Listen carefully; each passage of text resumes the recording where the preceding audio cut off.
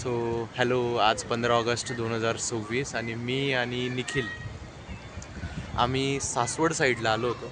निखिलचं म्हणणं होतं की सासवडला मंदिरं खूप छान आहेत, त्यांच्या कला आणि ते स्थापत्यशैली खूप छान आहे.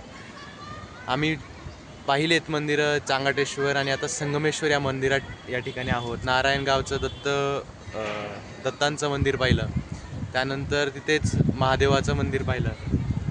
खूप सुंदर आणि आपल्या जे जुना प्राचीन इतिहास आणि स्थापत्यशैलीचं दर्शन त्या मंदिरातून आम्हाला पाहायला मिळालं.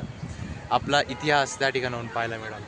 आणि आम्ही आता या ज्या सासवड येथील जे संगमेश्वर मंदिराच्या ठिकाणी आहोत, या ठिकाणी ही कऱ्हा नदी, या गावची नदी कऱ्हा नदीच्या किनाऱ्यावर हे मंदिर वसलेलं आहे. खूप छान आहे, स्थापत्यशैलीने वसलेलं आहे, नटलेलं हे मंदिर या ठिकाणी आहे.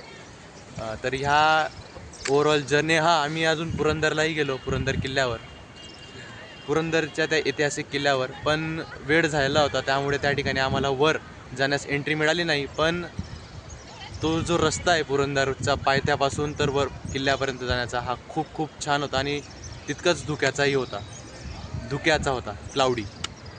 सो ह्या जर्नीविषयी निखिलला काही बोलायचं असेल तर आपण बघूया, काय म्हणतो.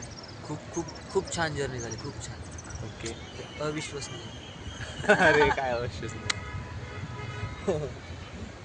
Bye bye.